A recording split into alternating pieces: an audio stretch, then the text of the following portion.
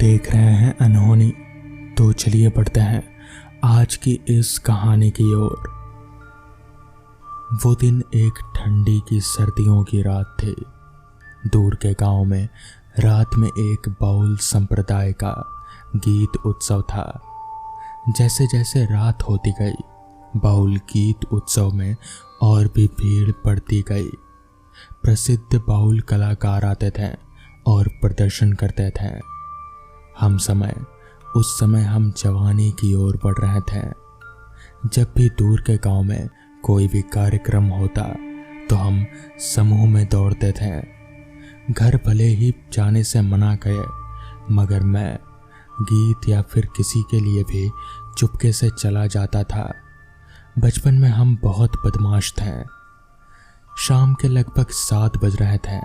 मैंने अभी खेल कर घर वापस आया था और मुंह हाथ धो लिया, दिया जलाया, फिर अपने कमरे की खिड़की के पास बिस्तर पर बैठकर पढ़ाई करने लगा। खिड़की थोड़ी सी बंद थी। चांदनी रात की रोशनी दिखाई दे रही थी। खिड़की से देखने पर दूर से चाचा के मिट्टी के घरों के छत की ओर देखा जा सकता था। हमारे घर के पास खिड़की के सामने कमारंग का पेड़ है। 12 महीनों का पेड़, साल भर पका कामरंगा फल वात्सव में हमारे घर के कामरंगा पेड़ों पर ही मिलता था। तब मैं 9वीं कक्षा में पढ़ता था। मैं बहुत ही मन लगाकर पढ़ाई कर रहा था और सब कुछ मुखस्त करने की कोशिश कर रहा था। जब मुखस्त करना लगभग खत्म हो गया तो मैंने खिड़की की ओर देखा कि कोई लंबे हाथ से मेरी ओर इशारा कर रहा है। उंगलियां लंबी और पतली थी। पतली उंगलियां गलत इरादे के साथ मेरी ओर इशारा कर रहे थे। मैं चिल्लाया नहीं, डर के मारे बिस्तर से कूद गया और दरवाजे के पास छिपने की कोशिश करने लगा और देखने की कोशिश करने लगा कि ये किसका हाथ है। ध्यान से देखने पर मुझे एहसास हुआ कि ये एक इंसानी हाथ है, क्योंकि वो हाथ मांस और हड्डी का है। मैंने देखा कि हमारे पड़ोस का लड़का रघु का हाथ है। मैं तो डर ही गया था, लेकिन इतना भी नहीं। मैंने रघु का हाथ खींचा और उसे हल्का सा मरोड़ दिया, फिर एक गाली भी दिया। रघु फुसफुसा कर कहा, अबे हाथ छोड़, मेरा हाथ तोड़ेगा क्या? चल, बाउल गीत सुने नहीं जाएगा? हम सब तैयार हैं, घर से खा कर जाएंगे। तू क्या पढ़ता रहता है? हमें क्या पढ़ाई की ज़रूरत नहीं है? हम भी पढ़ेंगे, मगर बाद में। चल, सब लोग स्कूल के बिल्डिंग के पीछे रसोई घर के पास तेरा इंतज़ार कर रहे हैं। जल्दी आना, मैं तुझे बुलाने नहीं आ सकता। ठीक है, कहकर मैंने रघु को भगा दिया और गुनगुनाते हुए बिस्तर पर वापस आ गया और पढ़ने लगा। मैंने अपनी माँ को रात का खाना लाने के लिए बुलाया। माँ 8 रोटियाँ और एक कटोरी खजूर गुड़ पढ़ने की जगह पर दे गई। मैं भी रोटियों को निगलता गया, चादर ओढ़कर अपनी किताबें पैक की और रात में अपने पिता को छुप छुपाकर घर से बाहर निकल गया। मैं शॉर्टकट लेकर चाचा जी के आंगन से आगे बढ़ रहा था। अचानक मैंने चाचा के छत पर नजर डाली और देखा कि कोई उनके छत पर सफेद चादर लपेट कर बैठा है। निस्तब्ध रात में कोहरा छा रहा था। नीम के पेड़ों से जमा हुआ ओस टपकता है। सफेद चादर ओढ़ने वालों को देखकर मैं एक कदम भी हिला नहीं पा रहा था। वापस भी नहीं जा सकता। मैं बस उस सफ़ेद रंग को देखे ही जा रहा था जो उस छत पर बैठा था। खतरा सर पर मंडरा रहा था। हाथ पैर ठंडे हो रहे थे। एक लोमड़ी आई और मेरे पीछे से भागी। मैं तो उस समय बहुत डर गया, क्योंकि कुछ दिन पहले मेरे पड़ोस के बिल्लू अंकल ने नन्हे मुन्नों को दोपहर में सड़क पर एक पागल लोमड़ी ने काट लिया था। चाचा के घर के पीछे इमली के पेड़ से एक बड़ा उल्लू उड़ गया और सफ़ेद चादर वाले से लिपटकर मेरी ओर लपका।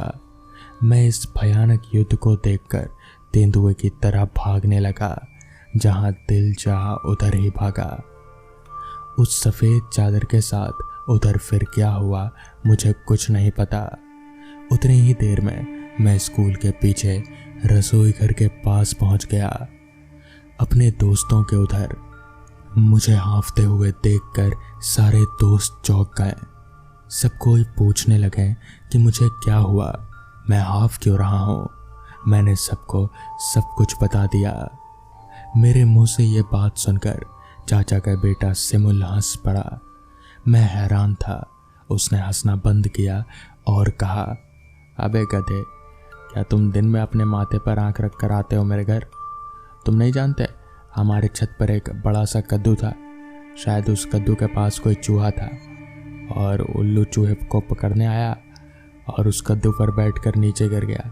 सच में तू उल्लू है। मैं अपने आप पर हंसने लगा कि मैं इतनी छोटी सी बात पर डर गया। मुझे बहुत ही शर्म आ रहे थे। खैर, उस दिन हम समूह में बाउल गीत सुनने गए। जब हम पहुंचे तो भीड़ बहुत ही बड़ी हुई थी। हमारे लिए कोई जगह नहीं थी। हम किसी तरह अंदर जाकर बैठ गए। हमने काफ़ी देर तक बाउल गीत सुना। जैसे जैसे रात होती गई, बाउल गीत की धुन और भी बढ़ती चली गई। कोई भी शो छोड़ना नहीं चाहता था। मीठी रात की तरह एक समूह गाना गाकर मंच छोड़ देता तो दूसरा समूह मंच पर आकर लोगों के मन को दीवाना बना देता। ऐसे ही समय पर हम पर किसी ने टॉर्च मारा। मैंने देखा कि वो कोई और नहीं बल्कि मेरे पापा थे। इशारे का मतलब था कि अब हमें उठ जाना चाहिए। हम सब पापा के इशारे को समझ गए और एक तरह की मजबूरी में गीत के दरबार से बाहर आ गए। अब घर जाने का समय हो गया था। सब चुपचाप घर लौट रहे थे। पापा सामने टॉर्च लाइट चलाते हुए और हम पीछे पीछे बढ़ रहे थे। हम समझ रहे थे कि अभी रात बहुत हो गई है, ज्योत्सना खत्म हो गया है, अंधेरा पास आ रहा है। मुझे ठंड महसूस नहीं हो रही थी क्योंकि मैं इतने लोगों के बीच में बैठा था। बाहर आने पर मैं हड्डी कपाने वाली ठंड महसूस कर रहा हूँ। नाक से पानी टपक रहा था। सबकी एक ही हालत थी। बाबा बहुत ही ज्ञान देते रहते हैं। बहुत दूर जाने के बाद हम स्कूल के पीछे की रसोई के घर के पीछे आ गए। अगर हम उस शॉर्टकट रास्ते से थोड़ा सा भी चलेंगे तो हम अपने घर के नज़दीक पहुंच जाएंगे बहुत ही जल्दी। फिर दूसरे दोस्तों के घर भी नज़दीक ही होंगे। पापा एकाएक करके सबको छोड़कर घर लौटेंगे। तब भी स्कूल के हॉस्टल के किचन में आग को जलता हुआ देख हम दंग रह गए। मैंने अपने पापा से कहा, जब हम बाउल गीत सुनने जा रहे थे इसी रास्ते से, तब भी ये आग जली रही थी और अब भी चल रही है। पापा हैरान रह गए और बोले, जब मैं गया तब तो कुछ नहीं था, आग नहीं थी। तुम यहाँ थोड़ी देर खड़े रहो, मैं खिड़की से देखता हूँ। मेरे लौटने तक कोई कहीं नहीं जाएगा। रसोई की खिड़की के गैप पर नज़र रखते ही पापा की आंखें बड़ी होने लगी। पिताजी ने खिड़की के पास जाकर देखा, एक बड़े बर्तन में चावल को उबलते हुए, और चावल के झाग का रंग लाल था, बिल्कुल खून की तरह। एक बूढ़ी औरत पिताजी की तरफ पीट करके एक बड़ी मिट्टी की भट्टी जला रहे थे। वो औरत शांत थी। वो ज़मीन पर प्लाथी मार कर बैठे हुए थे। कड़ाके की ठंड में जलती भट्टी। पिताजी एक बहादुर आदमी थे। पुराने दिनों की खिड़की। पिताजी ने खिड़की को हिलाया और थोड़ा बेहतर देखने के लिए चले गए। अचानक एक धमाके के साथ खिड़की खुली और नीचे गिर गई। पिताजी खिड़की को पकड़ेंगे या गिरने देंगे वो सोचने लगे। झुकते हुए उन्होंने फिर ऊपर देखा और बूढ़ी औरत को खड़ा देखा। बुढ़िया ने विपरीत दरवाजे की ओर देखा। बुढ़िया दरवाजे की ओर चली गई और बिना दरवाज़ा खोले गायब हो गई। बुढ़िया के जाते ही पिताजी को थोड़ा अजीब सा डर लगा। पिताजी एक कदम पीछे हटकर फिर से आगे बढ़ते हुए अंदर देखने की कोशिश कर रहे थे। और ये क्या, चूल्हे को देखकर पिताजी फिर से हैरान हो गए। लंबी हड्डियां, खोपड़ी और कंकालों का उपयोग चूल्हे को जलाने में किया गया था। खून से रंगा हुआ चावल एक बड़े बर्तन में उबल रहे थे। 2 कटे हुए इंसानी सिर दूर कोने में पड़े थे। हम अब भी दूर अंधेरे में खड़े थे। सर्दी की हवा हमारे कान उड़ा रही थी। तभी अचानक ही हमने देखा कि रसोई में रोशनी बंद हो गई। फिर पापा तुरंत ही टॉर्च जलाकर बाहर निकले और हम सबसे जल्दी जल्दी यहाँ से निकलने को कहा। हम सभी पिताजी के साथ जल्दी जल्दी वहाँ से निकल गए। उस रात किसी की भी आंखों में नींद नहीं थी। मेरी तो नहीं थी, शायद और कोई भी नहीं सोया होगा। सुबह होते ही पिताजी और मोहल्ले के लोग स्कूल की रसोई घर को देखने गए तो वहाँ पर जो हालत थी वो सब देखकर सब लोग जैसे डर से कांपने लगे। खिड़की वैसी की वैसी ही थी, पहले जैसी नीचे गिरी हुई नहीं। पुलिस ने आकर दरवाज़ा खोला तो देखा कि चावल का बर्तन अब भी खून से लथपथ है। कमरे के एक कोने में 2 कटे हुए सिर पड़े हैं। वो सिर किसके हैं ये किसी को नहीं मालूम। दबाव रक्त पूरे कमरे में फैला गया था। हॉस्टल की दीवार पर खून से लिखा था, मैंने बदला लिया। मगर आज तक किसी को भी ये समझ नहीं आया कि वो सब क्या था और वो बदला किससे लिया, किसने लिया, ये किसी को भी नहीं पता। तो दोस्तों, ये थी आज की पहली कहानी। तो चलिए बढ़ते हैं आज की दूसरी कहानी की ओर। शाम के 7 बज रहे थे। मैं एकदम तैयार होकर घर से निकल ही रहा था कि तभी पीछे से मेरे पापा ने मुझे टोकते हुए कहा, कहाँ जा रहा है बेटा इतना तैयार होकर? इस पर मैंने पापा से कहा, पापा आज मेरे दोस्त पुनीत का जन्मदिन है ना, तो उसी ने आज खाने पर बुलाया है, इसलिए वहीं जा रहा हूँ। इस पर पापा ने कहा, अच्छा पुनीत के घर? वही ना जो गांव के बाहर की तरफ रहता है। देख अंधेरा हो गया है, अब मेन रास्ते से मत जाना, वो जो दूसरा रास्ता है उससे जाना।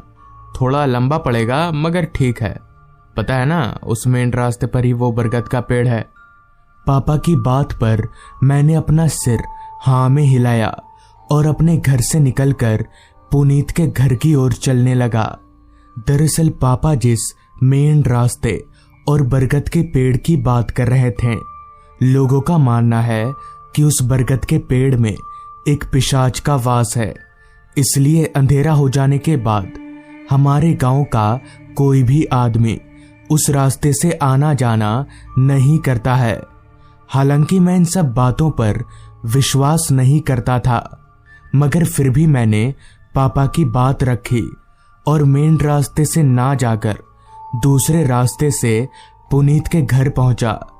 पुनीत के घर पर उसका जन्मदिन मनाने के लिए ज्यादा लोग नहीं आए थे, शायद इसलिए क्योंकि उसका घर गांव से काफी दूर था। खैर, मैंने और उसके परिवार वालों ने मिलकर पुनीत का जन्मदिन मनाया। खाना पीना होते होते रात के 10 कब बज गए पता ही नहीं चला। उस वक्त गांव में रात के 10 बजना आधी रात के समान माना जाता था। खैर, मैंने पुनीत से कहा, चल भाई अब मैं निकलता हूँ। इस पर पुनीत बोला, अबे अभी इतनी रात में कहाँ जाएगा तू? आज रात यहीं रुक जा, कल तो रविवार है, स्कूल भी नहीं है। हालांकि पुनीत के घर में रुकना तो मैं भी चाहता था, मगर उसके रिश्तेदारों से पूरा घर भरा हुआ था। ऊपर से मैं पापा को बोलकर भी नहीं आया था, इसलिए मैंने पुनीत को साफ तौर पर मना कर दिया और उसके घर से बाहर निकल गया। बाहर निकलते ही सबसे पहले मेरी नजर आसमान पर गई, जो कि अब काले काले बादलों से पूरा ढका हुआ था। मौसम को इतनी जल्दी बदलता देख मैं जितना हैरान था उतना ही परेशान भी कि अगर रास्ते में बारिश आ गई तो मैं फंस जाऊंगा। ऊपर से मैं जिस रास्ते से यहाँ पर आया था वो रास्ता खुले मैदानों वाला है।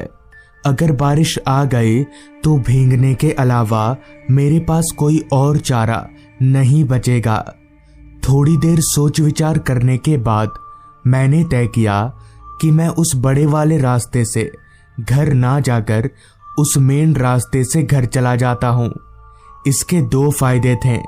पहला, वो रास्ता छोटा था। दूसरा, उस रास्ते में वो घना बरगद का पेड़ है। अगर बारिश आ भी गई तो मैं उस पेड़ के नीचे रुक सकता हूँ। लिहाजा मैं उस रास्ते की तरफ आगे बढ़ने लगा।